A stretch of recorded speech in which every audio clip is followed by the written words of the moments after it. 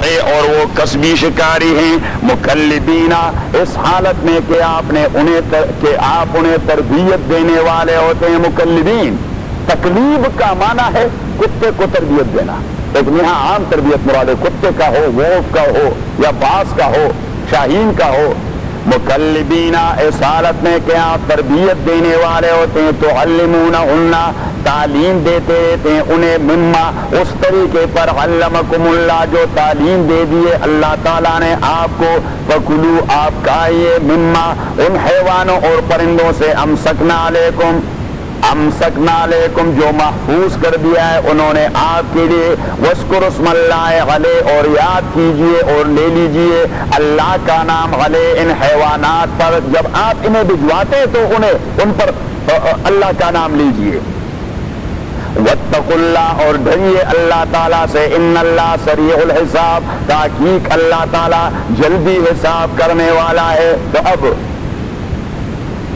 انسان کو اللہ تعالیٰ نے حیوانوں سے ممتاز بنایا ہے، ادروائز یہ اینیمل، انسان یہ بھی حیوان۔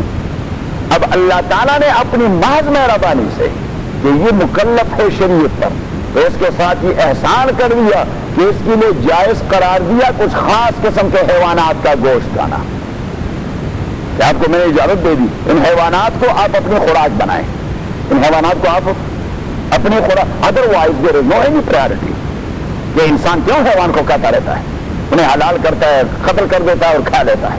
اللہ تعالیٰ نے مہربانی کر کے اس کو کچھ خاص قسم کے حیوانات کی گوشت کھانے کی اجازت دے دی۔ اب وہ حیوانات دو قسم کے ہیں، ایک آبی اور ایک بری، ایک خشکی والے ایک پانی والے۔ پانی والے کا رات تذکرہ گزر گیا تھا،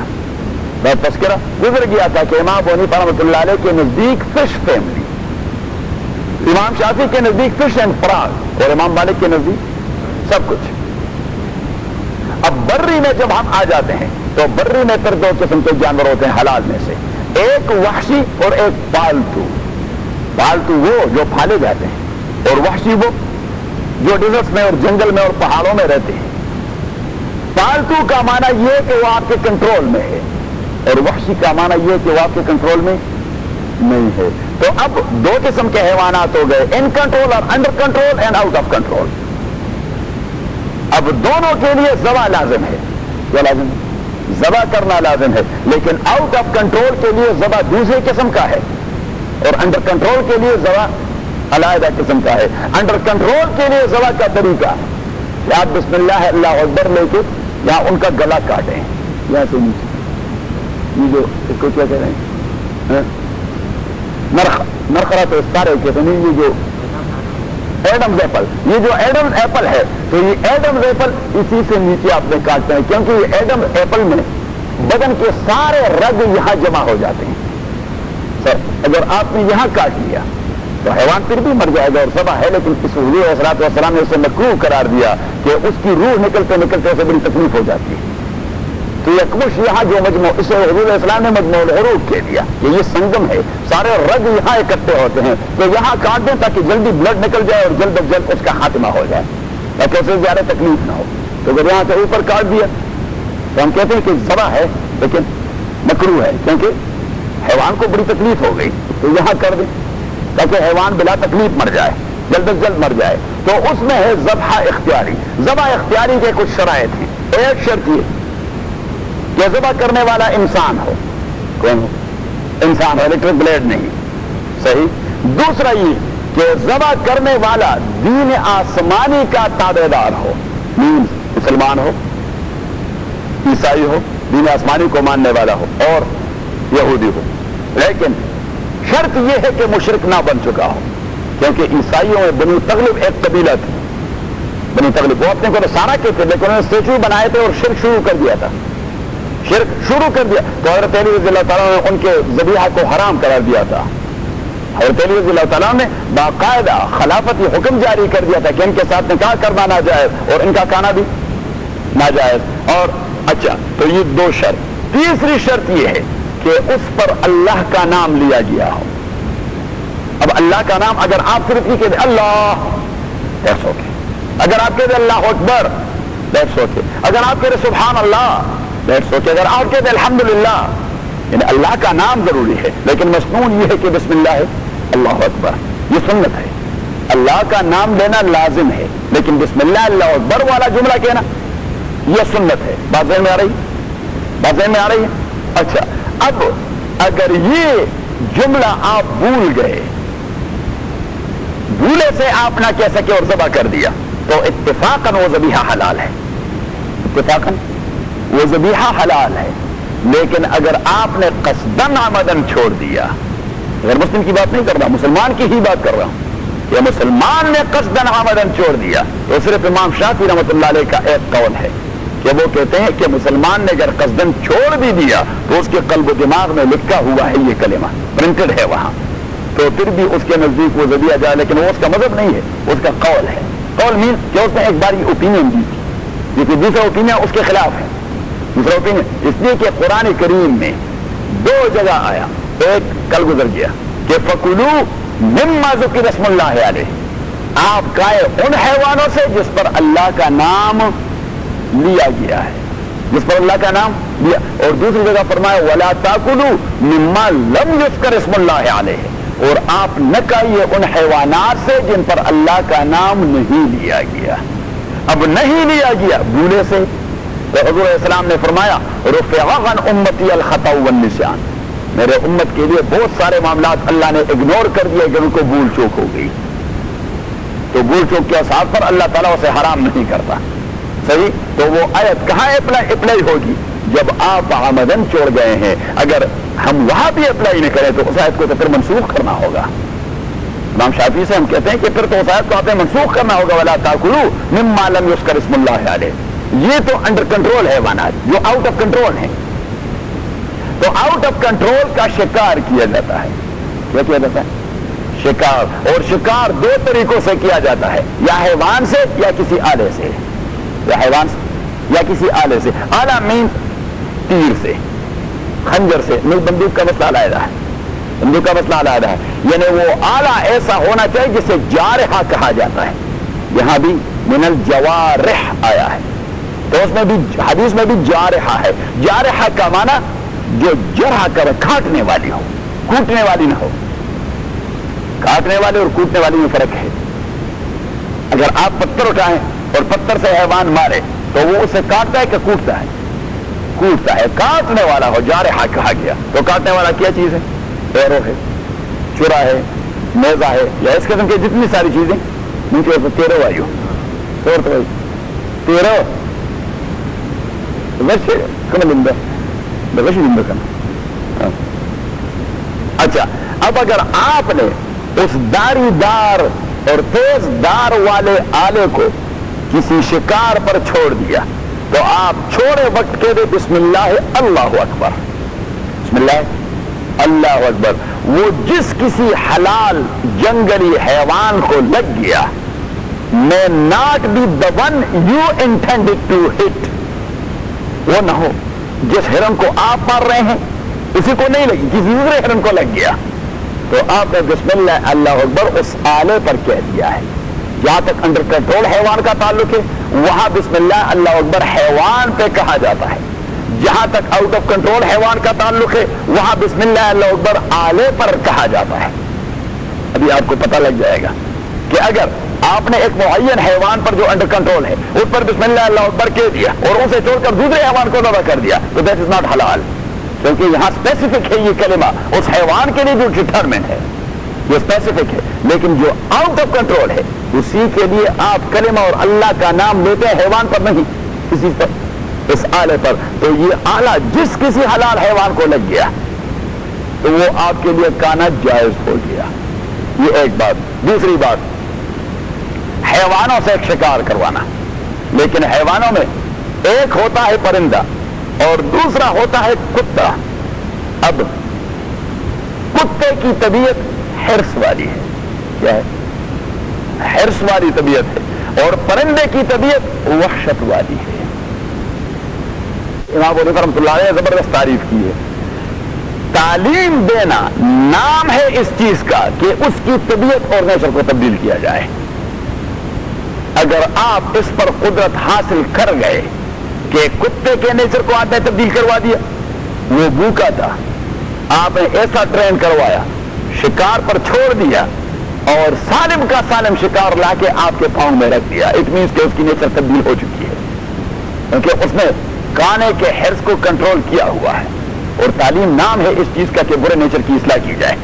اگر برے نیچر کے لیے اصلاح نہ ہو تو ڈگری کو کیا کریں گے؟ بھائی فلاں نے 15 ڈگریاں لے لی ہیں, کیا بس کاغذ ہیں ان کے پاس ہیں؟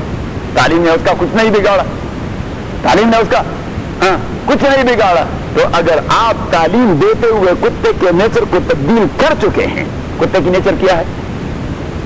حریص, کہ وہ کانے پر زیادہ حریص ہے, وہ بھوکا ہے.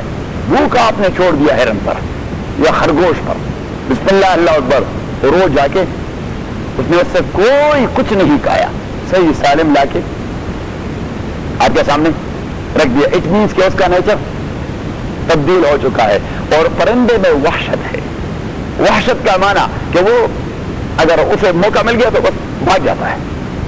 شاہین کو موقع مل جائے تو بھاگ جاتا ہے. لیکن جب آپ نے اسے ٹرین کر دیا تو اس کے وحشت والے اور نفرت والے طبیعت کو الفت اور اس میں آپ نے تبدیل کروایا, جو آپ سے مانوس ہو گیا. جس پر آپ سیڑھی بجاتے ہیں تو واپس آ جاتا ہے, صحیح. تو آپ نے اسے چھوڑ دیا کسی پرندے پر, اور اس نے پرندہ پکڑا یا پکڑا نہیں, لیکن آپ نے اس کی طبیعت کو تبدیل کر دیا ہے کہ آپ نے, اور وہ آ کے واپس آپ کے ہاتھ. اس کا معنی یہ ہے کہ آپ نے اس کے نیچر کو تبدیل کر دیا ہے. تو اس کتے کو بھی آپ سرٹیفکیٹ دے دیں کہ now you are graduated of سیسن یونیورسٹی, صحیح. اور اس شاہین کو بھی آپ سرٹیفکیٹ کہ you have graduated from UCLA, کہ آپ تو UCLA کے گریجویٹ ہیں, صحیح. آپ کی طبیعت بھی تبدیل ہو گئی اور آپ کی طبیعت بھی تبدیل ہو گئی. لیکن 3 بار انہیں ٹیسٹ کروانا ہوگا, اور 3 بار ٹیسٹ کے موقع پر وہ جو شکار کریں گے وہ جائز نہیں, کیونکہ وہ دے آر انڈر ٹرائل. وہ ریکروٹ ہے, ریکروٹ کہتے ہیں اسے. ہمیں فوج میں پولیس میں کیا کہتے ہیں اسے؟ ریکروٹ. تو وہ ریکروٹنگ ٹرین پروبیشن پیریڈ میں ہے. تو پروبیشن پیریڈ میں جو کچھ وہ شکار کرتا ہے وہ جائز نہیں ہوتا, کیونکہ ابھی تک وہ سرٹیفائڈ نہیں ہے. تو جب 3 بار مختلف مواقع پر آپ اسے بھوکا رکھ کر شکار پر چھوڑ دیں کتے کو, اور 3 بار وہ شکار آپ کے لیے واپس لے آئے, ٹھیک ٹھاک لے آئے, کچھ نہ کھایا اس سے, تو now you can issue them certificate کہ now you are graduated. Ceremony ہوگی جی, کیا سرمنی کیا کہتے ہیں؟ کانوکیشن. کانوکیشن سرمنی ہے ہمارے کتے کی, گریجویشن ہے اس کی, کہ وہ ناؤ اور داجل ہنٹر, شرعی ہنٹر, اسلامک ہنٹر. تو آپ نے اسے سرٹیفکیٹ دے دیا. اس کے بعد جب آپ اسے چھوڑیں گے اور وہ آپ کے لیے لے آئے گا مردہ جانور, تو وہ کیا ہوگا؟ جائز ہوگا, حلال ہوگا. وہ کیا ہوگا؟ حلال ہوگا اور جائز ہوگا. یہ ایک بات. باز یا شاہین کی طبیعت ہے وحشت و نفرت والی, تو اسے آپ ٹیسٹ نہیں کریں گے کھانے سے. اگر اس نے کچھ تھوڑا بہت کھا لیا تو اس سے وہ حرام نہیں ہوتا, اس سے اس کا شکار حرام نہیں ہوتا. اس کا شکار حرام تب ہوگا جب وہ بھاگ جائے اور آپ کو اسے پکڑنے میں بڑی مصیبتیں جھیلنی پڑی. تو اس کا معنی یہ کہ ابھی تک وہ صحیح گریجویٹ نہیں ہوا, اس کی پھر پروبیشن ہونی چاہیے. آپ نے پھر اسے ریکروٹ بنوانا ہے. پولیس اور فوج میں پھر اسے کہتے ہیں کہ اسے ریوارڈ کر دیا گیا, واپس لایا گیا. تو آپ نے فوراً واپس اسے سولجر بنانا ہے, اور پھر بعد میں کہیں ستارہ امتیاز اور ستارے جرأت اور ستارے شجاعت, صحیح. عدی ابن حاتم رضی اللہ تعالیٰ عنہ, یہ حاتم طائی کے بیٹے اور حضور کے صحابی ہیں رضی اللہ تعالیٰ عنہ. حاتم طائی کا نام تو سنا ہے, آپ جیسا سخی آدمی تھا. اچھا, تو عدی ابن حاتم طائی رضی اللہ تعالیٰ عنہ حضور کے صحابی تھے اور شکار کے بڑے شوقین تھے, شکار کے بڑے شوقین تھے.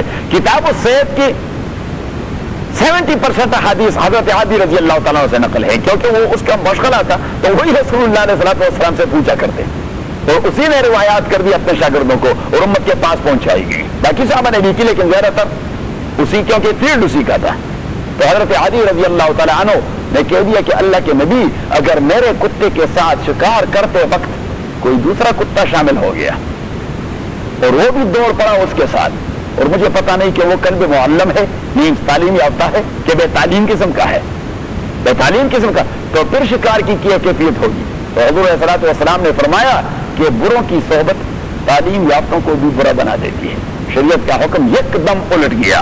ابھی اگر آپ کے کتے نے بھی شکار کیا آپ کے پاس لے آیا, تو he has been supported by that in educated and non graduate person. so that shikar is haram for you, you cannot eat it. اب اس سے آپ پک کر سکتے ہیں کہ بروں کی صحبت بالکل شرعی حکم کو تبدیل کر دیتی ہے. کیوں چوبی صاحب کیا خیال ہے؟ صحبت صحبت صالح ترا صالح کنت اور صحبت طالح ترا طالح کنت. اور ہارون نے کہہ دیا صالحوں کے ساتھ بیٹھے رہو گے آپ کی طبیعت صالح ہو جائے گی، بروں کے پاس بیٹھے رہو گے کل نہیں پرسوں پرسوں نہیں مہینے بعد مہینے نہیں 3 مہینے بعد سال بعد بس آپ کی طبیعت چینج ہو جائے گی. کیونکہ محفل اثر رکھتی ہے، محفل اثر رکھتی ہے. بات ذہن میں آ رہی ابھی میں آ گئی. اب یہ ہے شکار کا مسئلہ. کسی کا مسئلہ شکار تو کتے کی تربیت اس کا حاصل کیا ہے؟ کیا آپ نے کیا تبدیل کرنا ہے اس کا؟ ہاں اس کی طبیعت، یعنی آپ ایسا کہیں کہ اس کی طبیعت کو تبدیل کرنا، اس کی طبیعت کیا ہے؟ حرص. تو اس کے حرص والے طبیعت کو آپ نے تبدیل کرنا ہے. شاہین اس کی طبیعت ہے وحشت، شہوت نہیں وحشت. شہوت تو تمام حیوانوں میں ہوتی ہے، شہوت والی دنیا میں رہتے ہیں. اچھا تو اس کی وحشت والی طبیعت کو آپ نے چینج کرنا ہے.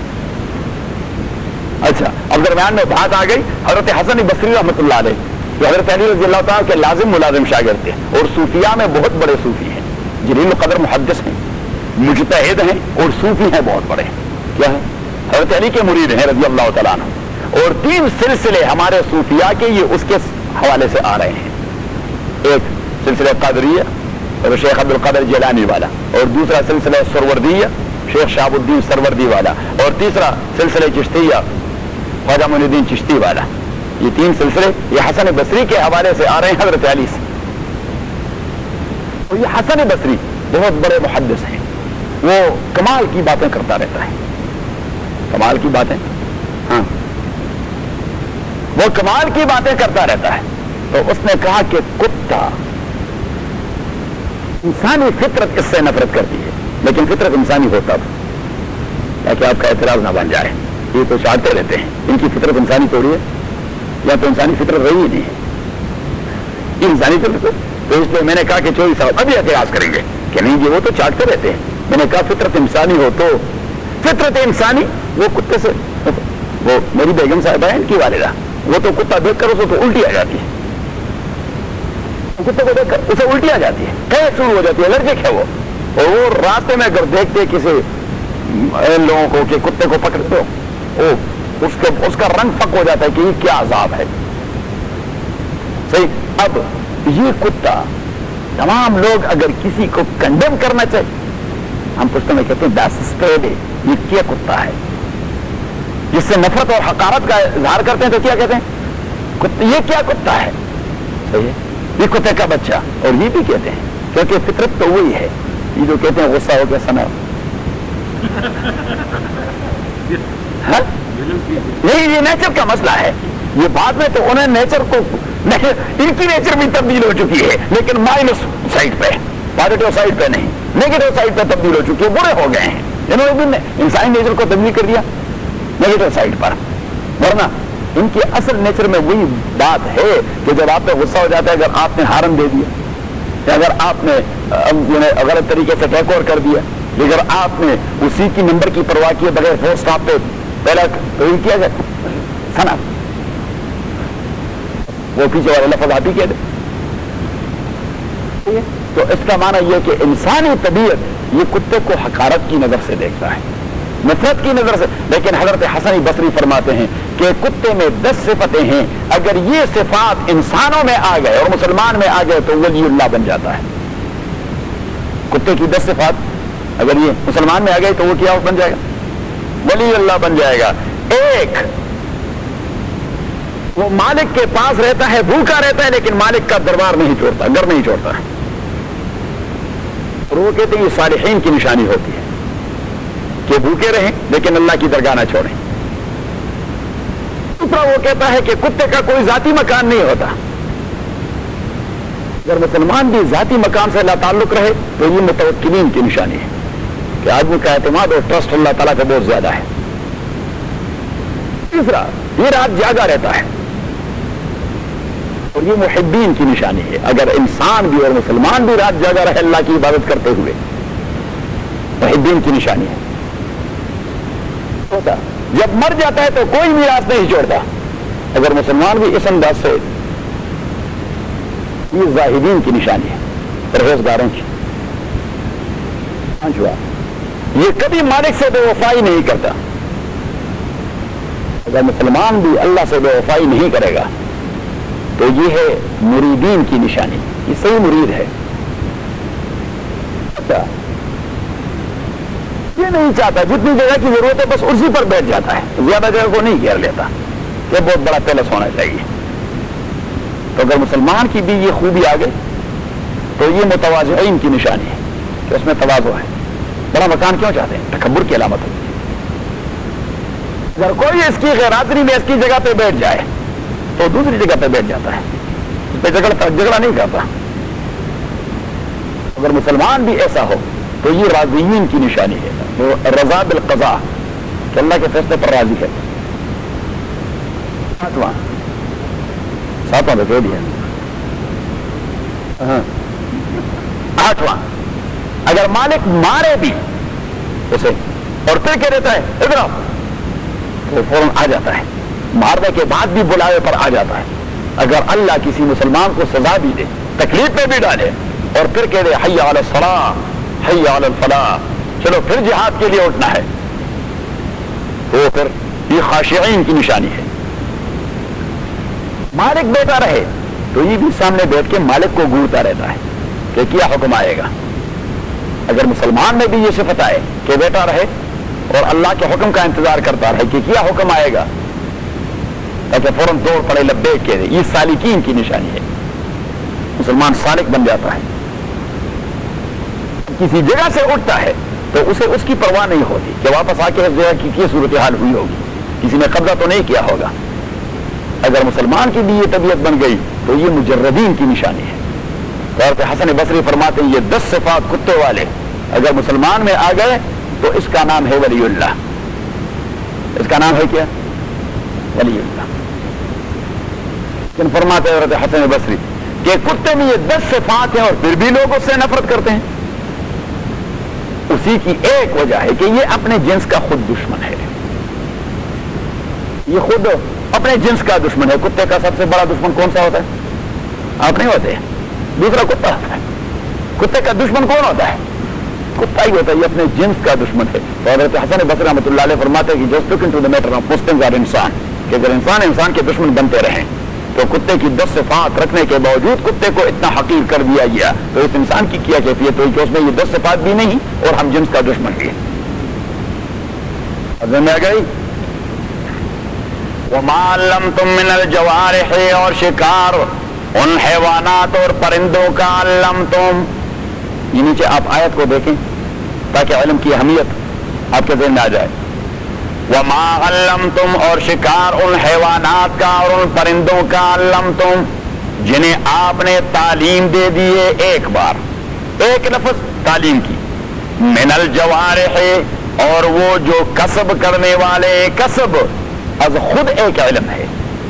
یہ شکاری کسب از خود ایک علم ہے. دوسرا مکلبینا، اس حال میں کہ آپ اسے تعلیم دے رہے ہیں. تیسری بار تعلیم کا ذکر. تو علمون، اور آپ تعلیم دے رہے ہیں ان کے. چوتھے بار تعلیم کا ذکر. مما علمکم اللہ، اس طریقے پر جو تعلیم دے دی ہے آپ کو اللہ تعالیٰ نے. 5 بار علم علم علم علم علم کا تذکرہ کر دیا کتے کے لیے کہ بھائی علم کوئی ایسی بات نہیں کہ آپ نے تفسیر پڑھ لی اور چلو مجتہد ہو گئے. دیکھیے کتے کے ایک مسئلہ سمجھنے کے لیے میں نے 5 بار علم کا تذکرہ کر دیا کہ آپ کی نالج ہر ایک ایشو پر ڈیپ ہونی چاہیے. کتنی ہونی چاہیے؟ ڈیپ ہونی چاہیے کہ اس کے حواشی اور زوائد اور متعلقات پر جب آپ بات کرنا چاہیں تو کسی پہلو کو آپ تشنا نہ چھوڑیں. تبھی تو آپ مقتدا بن جائیں گے. کوئی انگریزی کی 10-15 کتابیں پڑھ کر، اردو کی 10-15 کتابیں پڑھ کر امریکہ کا مفتی بن جاتا ہے، کوئی پوچھتا ہی نہیں.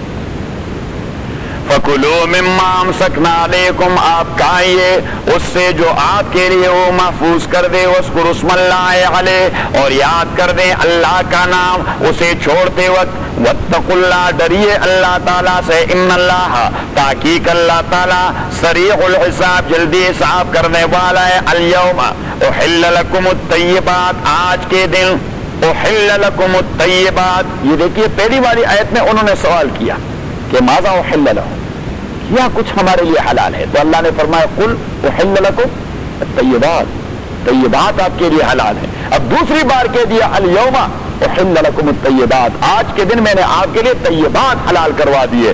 اس تکرار کی وجہ ہے احسان کا تذکرہ۔ تکرار کیوں کیا گیا؟ ہاں کہ احسان کی تکرار ہو جائے کہ اللہ نے کتنا احسان کر دیا آپ کے اوپر، طیبات کو آپ کے لیے حلال کروا دیا۔ تو آپ کہہ دیں کہ تکرار کی حکمت احسان ہے۔ تو اللہ تو اگر آپ کے ساتھ احسان کرے اور تھپڑ بھی لگائے تو یہ اچھا لگتا ہے۔ اليوم احل لكم الطیبات، آج کے دن احل لكم، جائز کر دیا گیا ہے آپ کے لیے، الطیبات، طیبات حلال چیزیں، وطعام الذین، اور حلال کر دیا گیا ہے آپ کے لیے طعام الذین، ذبیح ان لوگوں کے، ذبیحہ میں جو ذبح کیا گیا، ذبیحہ ان لوگوں کا اوتوا الکتابہ، جنہیں کتاب دے دی گئی ہے، حل لکم، وہ آپ کے لیے جائز ہے، وطعامکم، اور آپ کے ذبیحے حل لہم، وہ جائز ہے ان کے لیے، والمحصنات من المؤمنات، اور جائز کر دیے گئے ہیں المحصنات، عفیف اور پاک دامن عورتیں آپ کے لیے، من المؤمنات، مومن عورتوں میں سے کہ ان سے نکاح کر دیں، والمحصنات، اور پاک اور عفیف عورتیں، من الذین اوتوا الکتاب، ان لوگوں میں سے جنہیں کتاب دے دی گئی ہے کہ یہودی عورت اگر عفیفہ ہو، پاک دامن ہو، زناکار نہ ہو، فاحشہ نہ ہو، تو اس سے کر دیں نکاح، عیسائیہ سے نکاح کر دیں۔ لیکن حضرت عمر رضی اللہ تعالیٰ اپنے دور حکومت میں اپنے گورنروں، والیوں اور جتنے سارے ارباب اقتدار تھے، والی تھے، گورنر تھے، منسٹر تھے، کمشنر تھے، ڈپٹی کمشنر تھے، ان کے لیے حرام قرار دیا تھا، نہیں کرو گے نکاح۔ کسی نے کہہ دیا یا خلیفہ تھا نا، اور ہمارے خلیفہ اللہ نے تو جائز قرار دیا ہے، اور حضرت عمر رضی اللہ تعالیٰ نے فرمایا کہ یہ پولیٹیکل ڈکلیریشن ہے، کیونکہ میرے گورنر کے گھر یہودی عورت بیٹی رہے گی اور عیسائی عورت بیٹی رہے گی، تو میرے اسٹیٹ کے راز کا ہے کہ رہیں گے، میرے اسٹیٹ کے راز کا ہے کہ رہیں گے۔ شوہر گھر فائل لایا ہوگا کام کرنے کے لیے، اس نے سب کچھ ڈسپوز کیا ہوگا، بیڑا غرق کروا دیا۔ والمحصنات من الذین اوتوا الکتاب من قبلکم، جنہیں کتاب دے دی گئی ہے آپ سے پہلے، اذا آتیتموہن، جب آپ دے دیتے ہیں انہیں اجورہن، ان کے مہر اور ڈاوری، محسنین، احسان کا معنی ہے احسوار، احسان سواد کے ساتھ، اس کا معنی ہے احسان، جب آپ انہیں اپنے ذات کے ساتھ کنفائنڈ رکھیں، محسنین نہیں کہ آپ کنفائنڈ رکھنے والے ہوں، ایسا نہیں کہ جسٹ ٹیشو پیپر آپ نے استعمال کر دیا، ناؤ یو کین گو، ابھی آپ جا سکتی ہیں، نہیں ابھی آپ نہیں، نکاح must be a committed one, نکاح must be a committed contract. محسنین غیر مصافحین، اور نہ ہو آپ ظاہری زناکار، ولا متخذی اخدان، اور نہ ہو آپ گرل فرینڈ بنانے والے، ومن یکفر بالایمان، متخذی اخدان گرل فرینڈ بنانے والے، وہاں پہ پہلے کہہ دیا تھا عورتوں کی صفت کہ وہ بوائے فرینڈ بنانے والے نہ ہوں، اور آپ سے کہہ دیا ولا متخذی اخدان، آپ گرل فرینڈ نہ بنایا کریں، بس آپ نے کرنا ہے تو نکاح کریں، آپ نے کرنا ہے، کیونکہ مسلمان کے لیے کسی گرل فرینڈ اور بوائے فرینڈ کا کوئی تصور نہیں ہے۔ وَمَن يَكْفُرْ بِالْإِيمَانِ، اور جو کافر ہو جاتا ہے بالایمان، ایمان کے بعد یعنی مرتد ہو جاتا ہے، فَقَدْ حَبِطَ عَمَلُهُ، تو تحقیق باطل ہو گیا اس کا سارا عمل، وَهُوَ فِي الْآخِرَةِ مِنَ الْخَاسِرِينَ، وہ آخرت میں لوزر ہے۔ یا ایھا الذین آمنوا اذا قمتم الی الصلاۃ فاغسلوا وجوہکم۔ اب اس آیت کا تعلق ہے آیت نمبر 2 سے، اور آیت نمبر 2 کے اس حصے سے وَلَا يَجْرِمَنَّكُمْ شَنَآنُ قَوْمٍ أَن تَعْتَدُوا، کسی قوم کے ساتھ دشمنی، ہیٹڈ، نفرت اور بغض آپ کو عدل اور جسٹس سے ہٹانے کا ذریعہ نہ بنے. آپ جسٹس کو تھامے رکھیں, عدل اور انصاف کو تھامے رکھیں. اب اس کے لیے بھی آپ کو ٹریننگ کی ضرورت ہے. کس چیز کی ضرورت ہے؟ ٹریننگ. اور training not in training academy. Training academy means کہ آپ کی ذاتی پیوریفیکیشن ہو جائے, آپ کا روح ٹرانسپیرنٹ ہو جائے. کیا روح ٹرانسپیرنٹ ہو جائے. اور روح کی ٹرانسپیرنسی کا واحد ذریعہ ہے نماز کے ساتھ کمیٹڈ رہنا. روح کی ٹرانسپیرنسی جسٹس آپ کب کریں گے؟ جب روح ٹرانسپیرنٹ ہے. اگر آپ کی روح کو یہ ہیٹڈ اور انمیٹی کی بیماری زنگ اور رشک کی طرح لگی ہوئی ہے تو پھر آپ جسٹس نہیں کر سکتے. آپ نے پھر ڈیل کرنا ہے کسی کو دشمنی کے حوالے سے اور کسی کو دوستی کے حوالے سے. وہاں عدل کا جنازہ نکل جائے گا. تو آپ نے اپنے روح سے یہ رسٹ ریموو کرنا ہے. اور کس طرح ریموو ہو سکتا ہے؟ نماز سے. کس طرح ہو سکتا ہے؟ نماز سے. تو اس لیے درمیان میں نماز والا حکم آ گیا. اسے ہم کہتے ہیں معالج. کہ یہ حکم کیا ہے؟ معالج, علاج کر رہا ہے آپ کا. یا ایھا الذین آمنوا, او ایمان والو, اذا قمتم الی الصلاۃ, جب آپ ارادہ کرتے ہیں نماز کے لیے کھڑا ہونے کا, فاغسلوا وجوہکم, تو آپ دھوئیے اپنے چہرے. فاغسلوا وجوہکم, آپ دھوئیے اپنے چہرے. اب چہرہ کیا ہے دیکھیے, حدود اربع اس کے. اسے کہتے ہیں منبت الشعر, جہاں سے عموماً سر کے بال اگتے ہیں. یہاں نہیں, ایسا نہیں کہ جہاں پہ سر کے بال ہیں, کیونکہ جاوید بھائی کے تو سر کے بال ہیں نہیں, تو اس کا چہرہ تو پھر وہاں سے شروع ہو جائے گا, نوید کے بھی نہیں, اس لیے اپنے ٹوپی پہنی. صحیح. تو اس لیے منبت الشعر جو الفاظ آئے ہیں, منبت الشعر یعنی عموماً انسان کے بال جہاں سے اگتے ہیں سر والے, تو کہاں سے اگتے ہیں؟ یہ ماتھے سے. تو یہ ہے اس کا ایک ضلع, یہ اس کا ایک باؤنڈری. اور دوسرا باؤنڈری الی اسفل الذقن, چن کے نیچے تک, اڑی کے نیچے تک. اور تیسرا ضلع یہ کان. اور چوتھا ضلع so this is چہرہ. مگر اس میں سے کوئی حصہ بھی خشک رہ گیا, وضو از ناٹ ڈن. کیونکہ وجہ یعنی چہرے کی اپنی تعریف ہے شریعت میں. فاغسلوا وجوہکم, آپ دھوئیے وجوہکم اپنے چہرے, وایدیکم الی المرافق, اور اپنے ہاں کیا ہے ڈالنا چاہیے. اس میں نبی کریم صلی اللہ علیہ وسلم اگر داڑھی ایسی ہو جس طرح میری ہے, یعنی اس کے بال زیادہ گھنے نہیں ہیں. گھنے اس کے ہوتے ہیں جنہوں نے شیو بہت مدت کی ہو تو ان کے بال گھنے ہوتے ہیں, تو پھر ان کو اس طرح کرنا چاہیے. آپ کے گھنے نہیں, آپ کی داڑھی تھوڑی ہے. جب آپ میری جیسی داڑھی سنت داڑھی جب آپ چھوڑیں گے تو پھر آپ کو خلال کرنا ہوگا. اور اس طرح اذا قمتم الى الصلاة فاغسلوا وجوهکم, آپ ایسا کریں کہ اب آپ لوگ مولوی بن رہے ہیں تو اپنے داڑھی کو مسنون بنا دیں. فاغسلوا, یہ رفیق صاحب جیسے, فاغسلوا وجوہکم, تو آپ دھوئیے وجوہکم اپنے چہرے, وایدیکم الی المرافق, اور اپنے ہاتھ, الی المرافق اپنے ہاتھ, الی المرافق ایلبو تک. اب یہ تک کا جو لفظ ہے یہ ترجمہ ہے الا کا, یہ ترجمہ ہے. نیچے دیکھیے, جب میں لفظ کا حوالہ دیتا ہوں تو پھر آپ نیچے آیت کو دیکھیے. وایدیکم الا, الا کا معنی اردو میں ہوتا ہے تک. الا کا معنی ہوتا ہے اردو میں تک. اب ایلبو تک کہاں تک؟ whether elbow is included or excluded, کہ elbow یہ included ہے یا excluded ہے. تو according to 4 of the a'imma that is included, while according to Imam Zufar ibn Huzayl, the first ever student of Abu Hanifa, who himself was a great mujtahid, Imam Zufar ibn Huzayl, کبھی کبھار ہم اس کے قول پر فتویٰ بھی دیتے ہیں, کبھی کبھار ماحول کے مطابق کہ امام ظفر ابن حذیل کا قول یہی ہے, لہذا ہم فتویٰ دیتے ہیں امام ظفر کے قول پر. تو امام ظفر ابن حذیل بہت بڑے عالم تھے, اسی کے نزدیک یہ ایلبو ایکسکلوڈڈ ہے. تو 4 ائمہ کے نزدیک اگر آپ نے ایلبو کو نہیں دھویا تو وضو نہیں ہوئی. امام ظفر کے نزدیک اگر ایلبو رہ گیا تو وضو ہو چکی اور وجہ کیا. وہ کہتے ہیں کہ الا قرآن کریم میں ایک دوسری جگہ مستعمل ہے, قرآن کریم میں ایک دوسری جگہ یہی کلمہ الا مستعمل ہے. رمضان کے بارے میں کہ اللہ کریم نے فرمایا احل لکم لیلۃ الصیام الرفث فالآن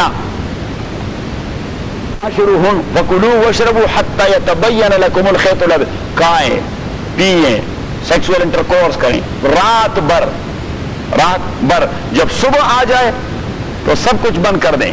ثم اتموا الصیام الی اللیل، ثم اتموا الصیام الی اللیل، پھر آپ روزے کا اتمام کریں الی اللیل، رات تک.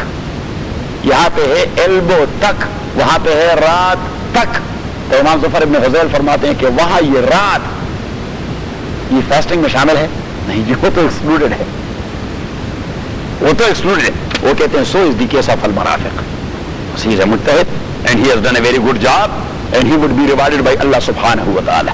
کیونکہ اس نے تو آیت کر دیا وہاں سے، پریسیڈنس دے دیا، قرآن سے پریسیڈنس دے دیا.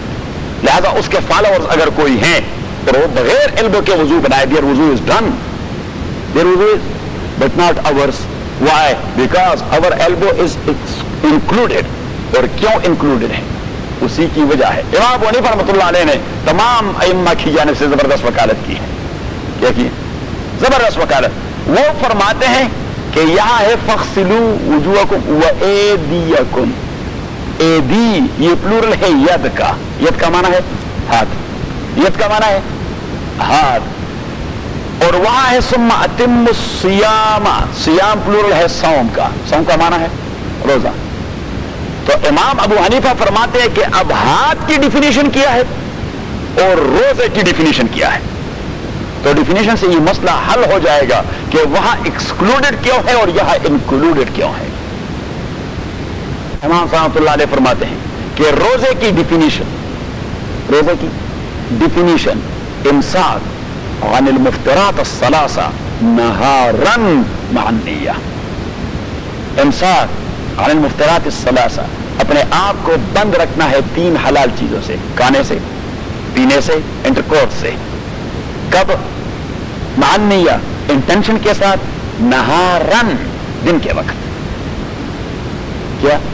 دن کے وقت. اب دن شروع ہوتا ہے صبح پو پٹنے سے سورج غروب ہونے تک. امام حنیفہ رحمۃ اللہ علیہ فرماتے ہیں وہاں لیل آلریڈی ایکسکلوڈڈ ہے صوم کی ڈیفینیشن کی وجہ سے، نہ کہ الہ کی وجہ سے. الہ کی وجہ سے نہیں، وہ ایکسکلوڈڈ ہے ڈیفینیشن کی وجہ سے. اور یہاں پہ ہی ایدیکم، ہاتھ دھوئیں. ہاتھ کی ڈیفینیشن کیا ہے؟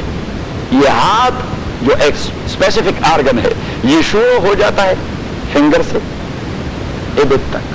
تبدأ من الاصابع وتنتهي الى الابط. جارحة تبدأ من الاصابع وتنتهي الى الابط. یہ وہ پارٹ آف باڈی ہے، یہ سارا ہاتھ ہے نا. یہ بازو، یہ بازو، ایسے کہتے ہیں فور آرم.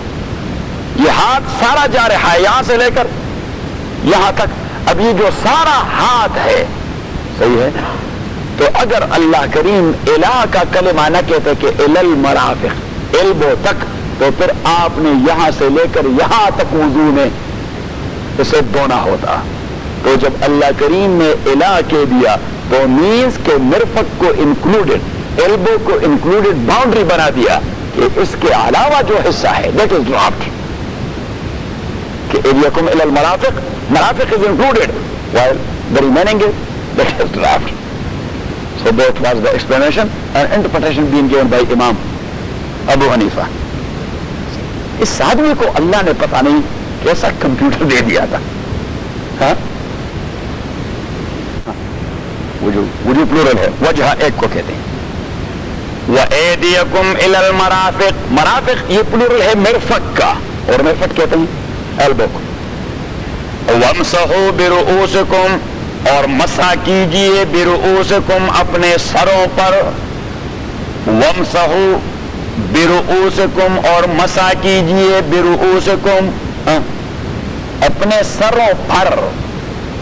وَامْسَحُوا برؤوسکم، اب وَامْسَحُوا برؤوسکم کے الفاظ میں پھر ائمہ نے ایک مسئلہ بنا دیا ہے رحمہم اللہ. اللہ تعالیٰ تمام کے قبر کو منور بنا دے. امام شافعی رحمۃ اللہ علیہ فرماتے ہیں کہ اگر آپ نے کسی کے دیکھیے مجھے چھوٹے صاحب مجھے دیکھیے، اگر آپ نے کسی کے 2 بال پکڑ کر اس طرح کھینچے تو وہ کیا کہتا ہے؟ او میرے سر کو چھوڑیے. بال آپ نے 2 پکڑے ہیں لیکن اس نے کیا کہہ دیا؟ میرے سر کو چھوڑیے. تو امام شافعی رحمۃ اللہ علیہ فرماتے ہیں یہاں بھی سر کا تذکرہ ہے، تو اگر 2 بال بھی آپ نے ویٹ ہینڈ سے ٹچ کر دیے فرض ہو گیا، مسح ہو گیا. کیوں؟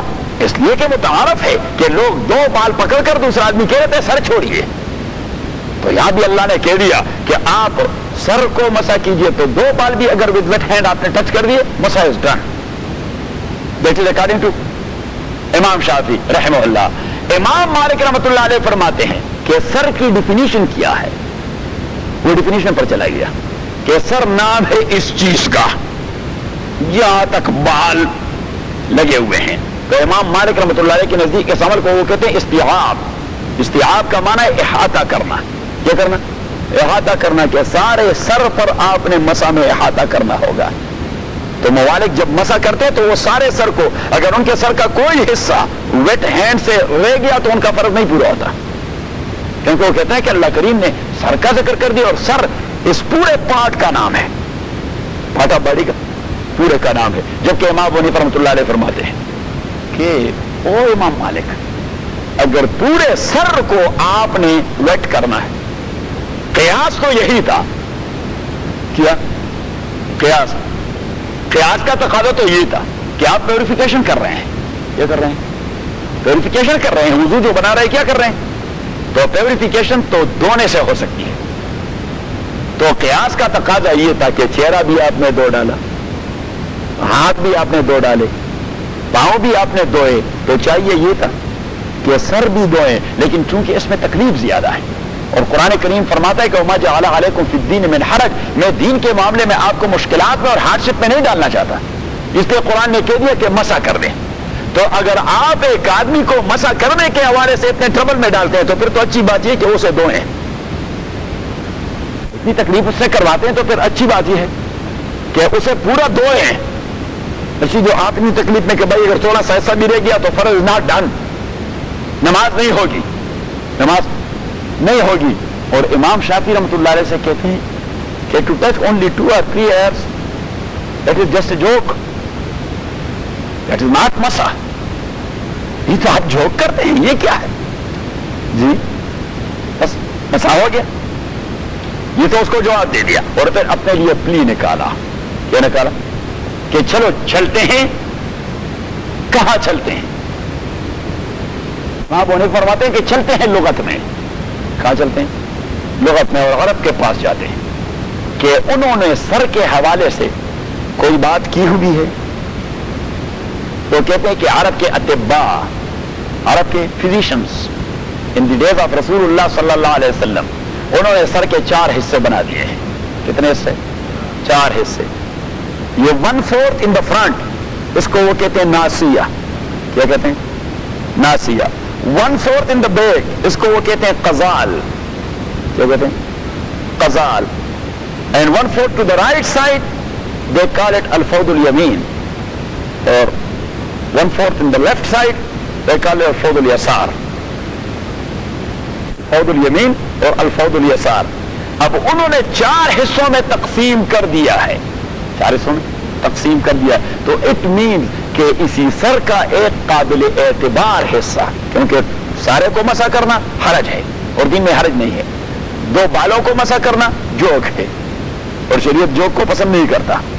تو کم از کم اس کا قابل اعتبار حصہ، تو قابل اعتبار حصہ وہ ہوگا جسے اہل لغت نے یا کسی فیلڈ کے ماہرین نے معتبر قرار دیا ہو.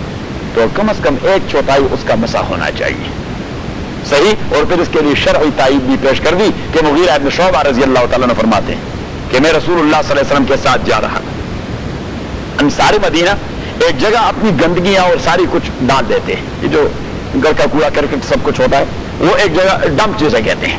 ان کا ایک ڈمپ تھا، تو اسی ڈمپ کے قریب رسول اللہ صلی اللہ علیہ وسلم نے پیشاب کر دیا. تقاضا اس کا پیدا ہو گیا. صحیح. اور پھر میں نے پانی کا انتظام کر دیا رسول اللہ علیہ الصلوۃ والسلام کے لیے. تو حضور نے وضو بنائی ومسح علی ناسیتہ، اور حضور علیہ الصلوۃ والسلام نے ناسیہ کو مسح کر دیا. کس کو مسح کر دیا؟ ہاں اس کو، ناسیہ کو. اب میں نے کہہ دیا کہ اطباء نے سر کو 4 حصوں میں تقسیم کر دیا ہے، ناسیہ، ازال، فود یمین، فود یسار. ناسیہ کو حضور علیہ الصلوۃ والسلام نے مسح کر دیا، مینز کے 1/4 کو. کس کو؟ 1/4 کو. تو حضور علیہ الصلوۃ والسلام کے عمل سے یہ ثابت ہو گیا کہ جوک والی بات بھی نہیں، احاطے والی بات بھی نہیں، محتد بھی حصہ ٹچ ہونا چاہیے. کوئی سا 1/4 حصہ وہ آپ ٹچ کر دے. تو جہاں تک فریضے کا تعلق ہے، آپ اس طرح گیلا ہاتھ اٹھا کر اس طرح رکھ دیں، مسح ہو گیا. جہاں تک مسنون عمل یا مستحب عمل کا تعلق ہے، تو ہمارے فقہاء حنفیہ میں شمس العلماء سرخسی رحمہ اللہ، اس نے کتاب لکھی ہے in 20 volumes by the name of المبسوط. ہمارے اتھارٹی ہے اپنی حنفی فقہ، حنفی لاز میں. تو شمس العلماء السرخسی رحمہ اللہ، اس نے طریقہ نکال دیا ہے کہ وہ طریقہ صحابہ سے یہ منقول ہے کہ یہ 3 انگلیاں، دیکھیے یہاں سے شروع کر دیں، انگلیاں لگے لیکن یہ اسے کیا کہتے ہیں، ہتھیلی نہ لگے، اور یہ 2 انگلیاں بھی نہ لگے.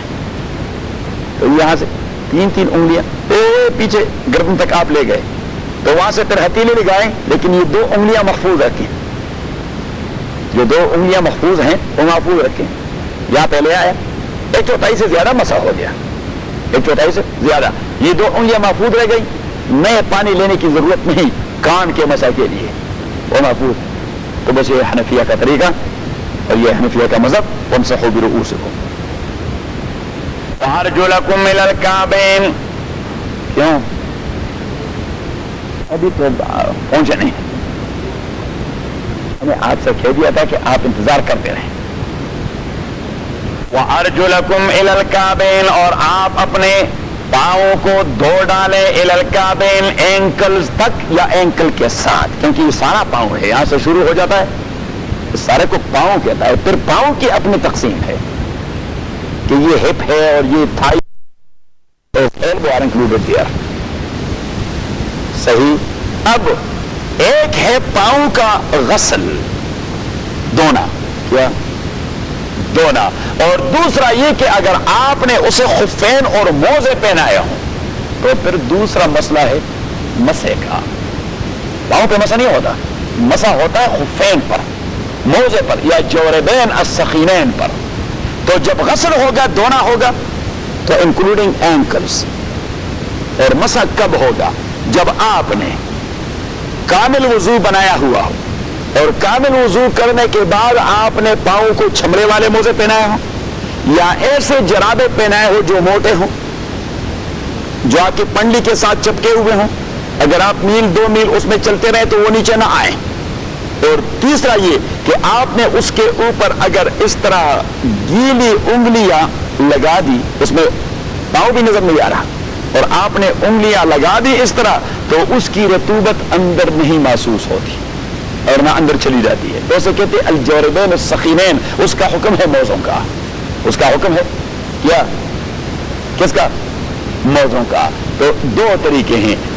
جہاں تک شیعہ امامیہ کا مسئلہ ہے، وہ پاؤں دھوتے نہیں، عمر پر نہیں دھوتے، عمر پر پاؤں دھوتے نہیں، بس اس طرح پاؤں پر 3 انگلیاں کھینچ لیتے ہیں، 3 انگلیاں سارے عمر پر پاؤں پر کھینچ لیتے اور پھر نماز پڑھتے رہتے.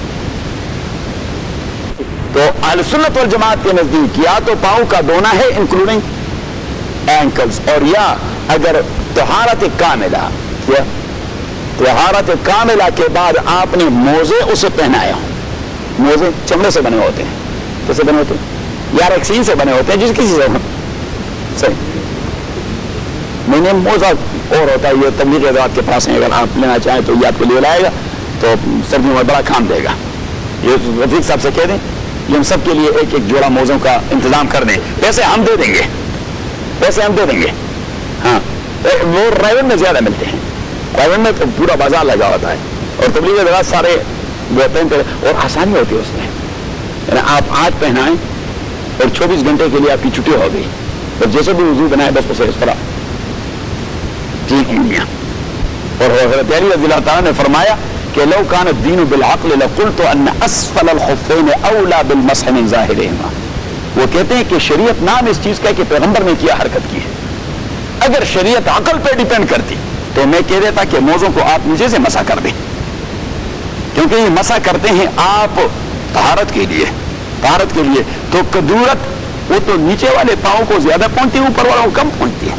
وہ فرماتے ہیں کہ اگر عقل پہ ہوتا تو میں لوگوں سے کہہ دیتا کہ مسح یہاں کا کر دیں، لیکن حضور اس طرح کرتے تو اس لیے ہم اس طرح کرتے ہیں. صحیح ہے؟ تو موزے یہاں تک ہوتے ہیں، اینکل تک. اگر یہاں تک ہو تو اس پہ آپ مسح نہیں کہہ سکتے، یعنی جہاں تک آپ کے پاؤں کا دھونا لازم ہے وہی حصہ اس میں ڈھکا چھپا ہو. تو اگر آپ گھر میں ہیں، مین سفر میں نہیں، تو 24 گھنٹے کے لیے آپ کو رعایت دے دی گئی ہے، اور اگر آپ سفر میں ہو تو 72 گھنٹے کے لیے آپ کو رعایت دے دی گئی ہے کہ 72 گھنٹے تک آپ باقی وضو بناتے رہیں، اور جب 72 گھنٹے پورے ہو جاتے ہیں تو پھر آپ نکالیں اور پھر ایک بار دھلا لیں. ہم کو دھونے کے لیکن وہ جرابیں ہونے چاہیے جس کی میں نے تعریف کر دی. نہیں یہ نہیں ہے، نہیں یہ جرابیں نہیں ہے، آپ وہ جرابیں لے لینا. نہیں یعنی وہ نہیں کہ چھمڑے والے لے لیں. جوربین وہ ہونے سخینین. سخینین کا معنی یہ کہ بڑے موٹے ہوں، کافی موٹے ہوں. ایک دوسری بات یہ کہ وہ کافی سخت ہوں کہ یہاں سے نیچے گرے. تیسری بات یہ کہ اس میں جاذبیت کی صفت نہ ہو اور وہاں پہ آپ کو کولڈنس محسوس نہ ہو. تو 3 صفات ہوں ان جرابوں میں، تو پھر وہ دیٹ از قائم مقام موضع. ہاں اس کے اوپر پہنتے ہیں. اگر بوٹ پہ جہاد میں تو آپ کے لیے بہت ساری چیزیں جائز ہوتی ہیں، تو اس لیے آرمی والے بوٹ نکالتے نہیں ہیں نا، اس طرح بوٹوں میں پکڑا ہو جاتے ہیں، اور وہ بوٹوں پر وہ کرتے ہیں نا، وہ بوٹے تو یہاں تک ہوتے ہیں. غسل ہے، غسل خانے جانا ہے. غسل ہوتا ہے سیکسول انٹرکورس کے بعد، صحیح ہے. اور غسل خانے جانا وہ ہوتا ہے پیشاب اور پاخانے کے لیے. پیشاب اور پاخانے کے لیے جاتے رہیں اور بس وضو بناتے رہے اور وہاں ٹچ کرتے رہیں. یہ آسانی تو اس میں، اگر آدمی نماز نہیں پڑھے تو آسانی اس میں ہے، صحیح ہے. اور بغیر وضو کے پڑھے تو اس میں آسانی ہے، صحیح ہے. آسانی تو اس میں ہے کہ بغیر وضو کے پڑھے. نہیں میں بھی ان لوگوں کی بات کر رہا ہوں کہ اگر آسانی کی بات ہے تو پھر تو آسانی اس میں ہے کہ اور وضو نہ کرے اور آدمی نماز پڑھے. اب اچھا طریقہ تو وہی ہے. The best one is that one.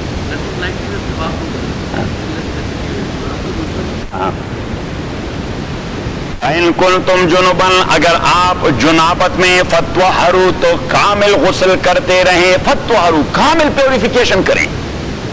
فتطہروا یہ نیچے دیکھیں، فتطہروا یہ طوا پر بھی شد ہے اور ہاں پر بھی شد ہے. فتطہروا تو یہ 2 شد تشدید پر دلالت کرتے ہیں. تشدید کا معنی سخت ہونا، کہ سخت پیوریفیکیشن کریں. تو سخت پیوریفیکیشن کا معنی کہ جب آپ وضو بناتے ہیں تو اس میں آپ منہ بھی دھوتے ہیں اور ناک بھی دھوتے ہیں، اور اگر رہ گئے اور نماز آپ نے پڑھ دی تو ہے نا، کیونکہ وضو میں تو 4 ہی فرض ہیں، باقی چیزیں تو سنت ہیں. تو اگر سنت چھوٹ گئی وضو میں نتھنگ از رانگ، بس نماز تو ہو گئی.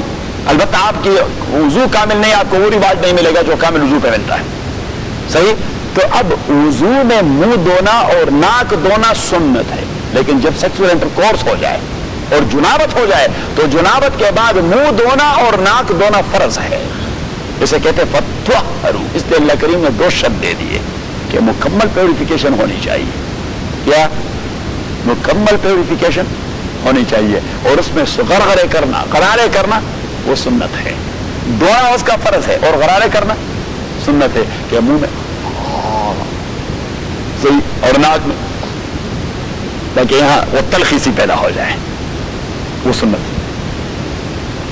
وَإِن كُنتُم مَّرْضَىٰ اگر آپ مریض تھے ہو، عَلَىٰ سَفَرٍ یا سفر پہ تھے ہو، جَاءَ أَحَدٌ مِّنكُم مِّنَ الْغَائِطِ یا آ گیا آپ میں سے ایک آدمی من الغائط پاخانے سے، أَوْ لَامَسْتُمُ النِّسَاءَ یا سیکسول انٹرکورس کر چکے اپنی بیویوں کے ساتھ. تفصیل تو گزر گئی تھی سورہ نساء میں. فَلَمْ تَجِدُوا مَاءً اور آپ نہیں ڈھونڈ پا رہے تھے پانی، فَتَيَمَّمُوا صَعِيدًا طَيِّبًا تو آپ تیمم کر دیں پاک خاک سے، پاک مٹی اور پاک گرد و غبار سے. فَامْسَحُوا بِوُجُوهِكُمْ اب اگر آپ جنابت میں بھی ہیں تو تیمم کا طریقہ بعینہ ہی وہی وضو والا ہے. وضو میں تیمم کیسا ہے؟ یہ نویت ان اتیمم برفع الحدث ولاستباحة الصلاة. Wudu is done. And so is the case of جنابہ. جنابت میں ایسا نہیں کہ کپڑے اتار کر بعد نہیں کچھ نہیں کرنا. ہاں ایک دفعہ یہ اور ایک دوسرے دفعہ یہ.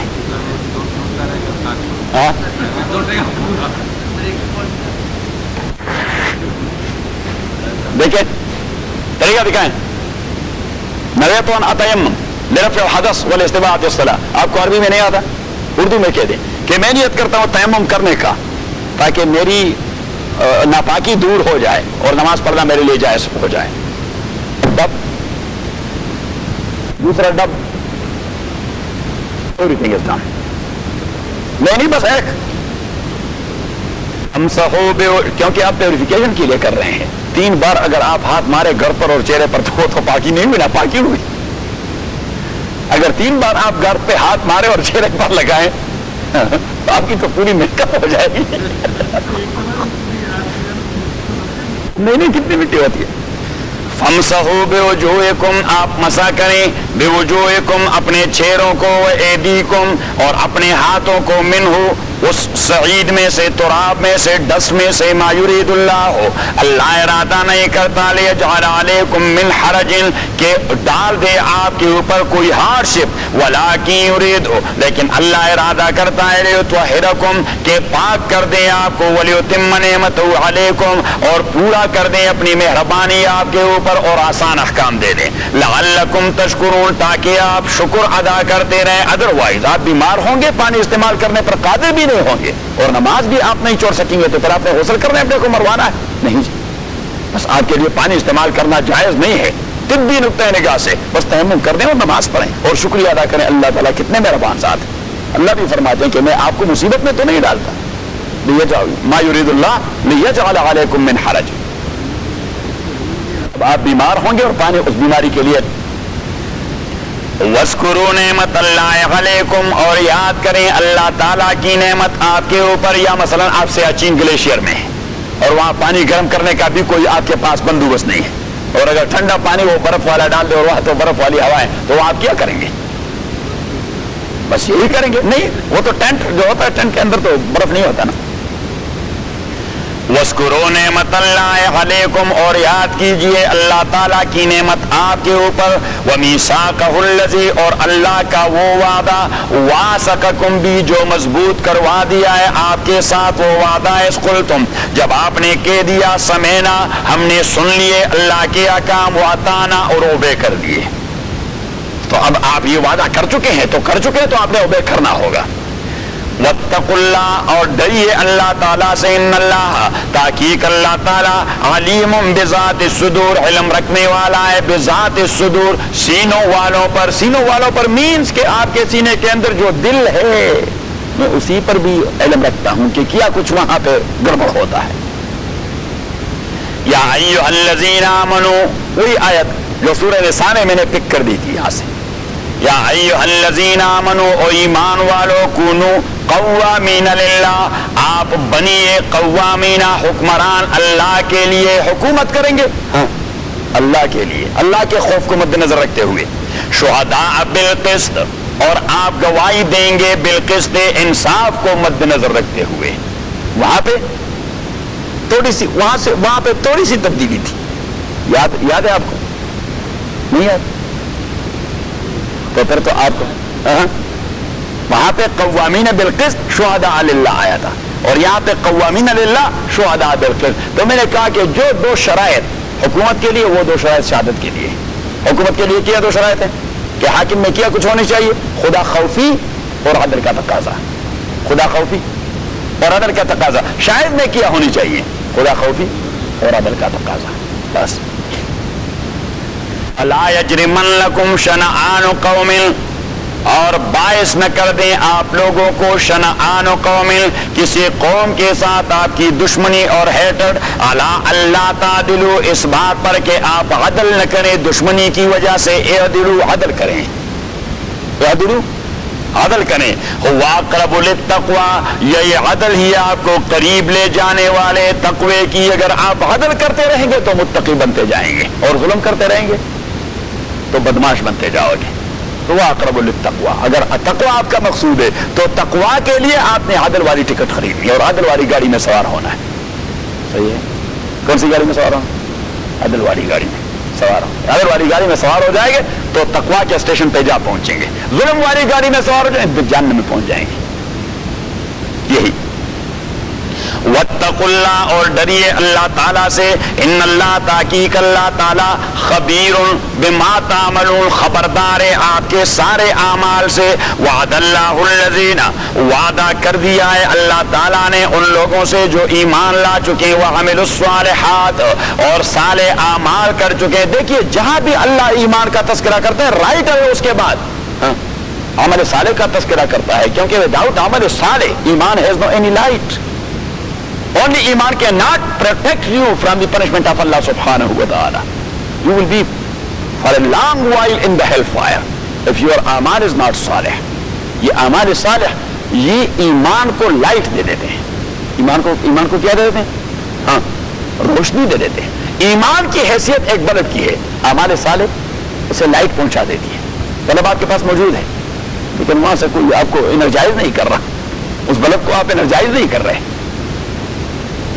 لہم مغفرۃ، ان کے لیے بخشش ہے، واجر عظیم، اور بہت بڑا ریوارڈ ہے. والذین کفروا، وہ لوگ جو کفر کر چکے ہیں، وکذبوا بآیاتنا، اور تکذیب کر چکے ہیں ہماری آیات کے، اولئک اصحاب الجحیم، وہ دوزخ کے ساتھی ہیں. یا ایھا الذین آمنوا، او ایمان والو، اذکروا نعمت اللہ علیکم، آپ یاد کیجئے اللہ کی مہربانی آپ کے اوپر. اذ ہم قوم ان یبسطوا الیکم ایدیہم، جب قصد کیا ایک قوم نے، اہل مکہ نے، ان یبسطوا الیکم ایدیہم، کہ وہ دراز کر دیں اپنے ہاتھ آپ لوگوں کی جانب اور قتل کر دیں آپ کو حدیبیہ میں.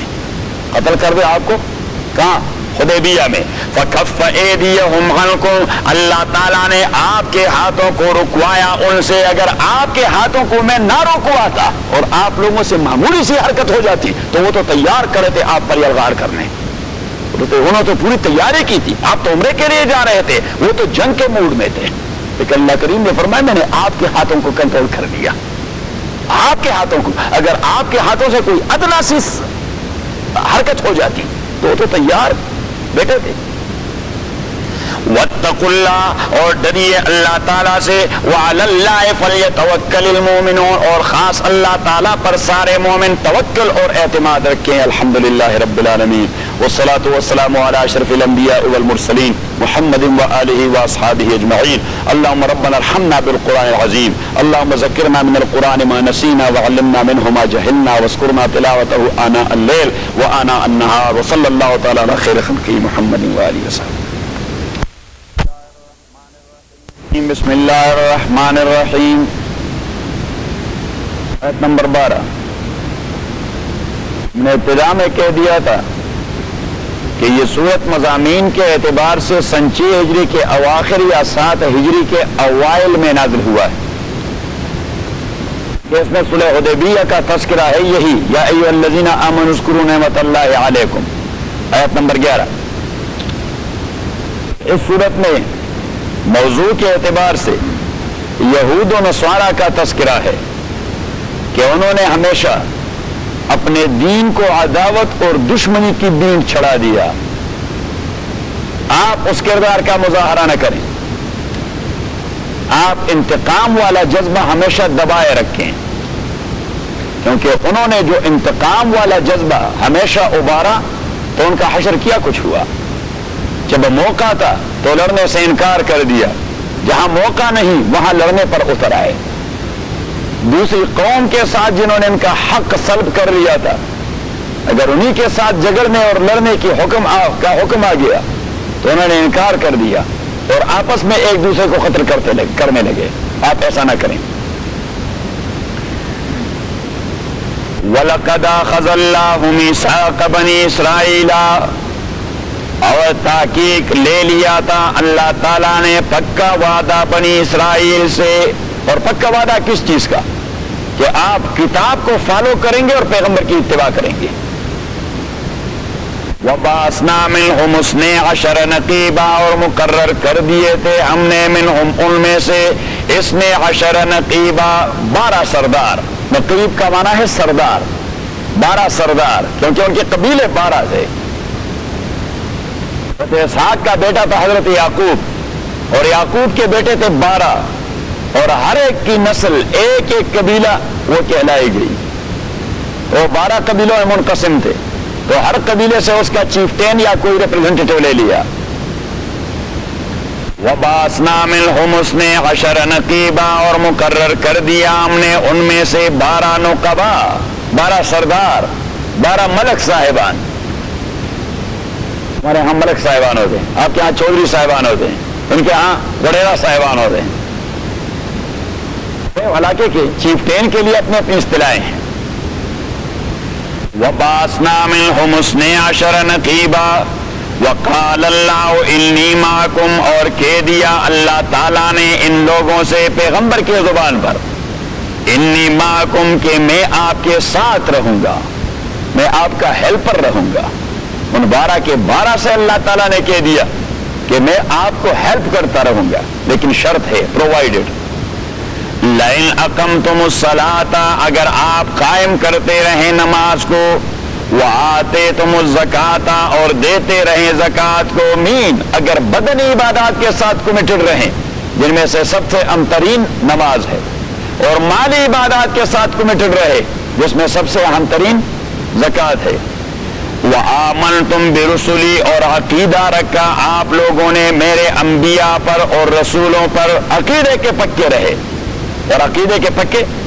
وَعَزَّرْتُمُوهُمْ اور آپ نے ان پیغمبروں کو عزرتموہم نصرت و تائید دے دی اور اکرام و تعظیم دے دیا. عزرتموہم لغت عربی میں اس کے دو معنی ہوتے ہیں. تعزیر کا معنی نصرت و تائید کرنا, پیغمبر کو نصرت و تائید دے دی, اور دوسرا معنی اکرام و تعظیم دے دی, کیونکہ دین یہ تعظیم کا نام ہے, دین یہ آداب کا نام ہے. علماء فرماتے ہیں الدین کلہ ادب, دین اول سے آخر تک ادب ہی ادب ہے.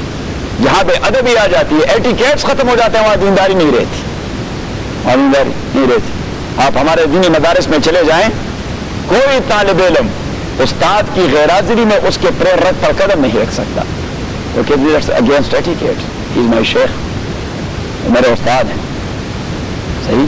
اور صرف یہ نہیں کہ قرآن و سنت کے استاد, پیغمبر علیہ السلام نے ہمیں تعلیمات دی جس سے آپ جو کچھ بھی سیکھیں آپ اسی کو احترام دیتے رہیں, چاہے کسی سے آپ نے انگریزی ہی کیوں نہ سیکھی ہو. واجب الاحترام ہے کیونکہ وہ آپ کا استاد ہے. میں نے بتا دیا تھا امام ابو حنیفہ رحمۃ اللہ علیہ کا کہ اس نے بنگی کو کتنا احترام دے دیا, صرف ایک مسئلہ اور ایک ایشو سے سیکھ لیا تھا کہ یہ کتا بالغ کب ہوتا ہے.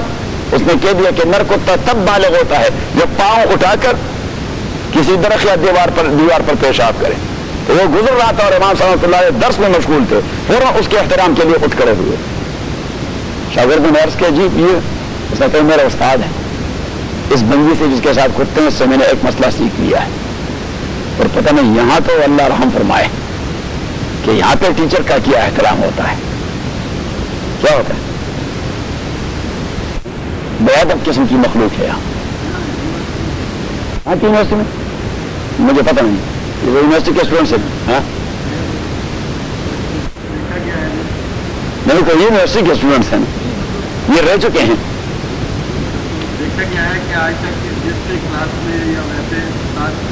اچھا ہوا کہ نہیں بڑا. دیکھیے جب شاگرد استاد کو عزت دے تو عقیدت کے حوالے سے اس کا دماغ کھل جاتا ہے. اگر مریض اپنے ڈاکٹر پہ ڈیپینڈ کرتا رہے تو دوائی اس پہ اثر کرتی رہے گی, ادروائز نہیں, چاہے وہ کتنی ہی اعلیٰ قسم کی دوائی نہ دے.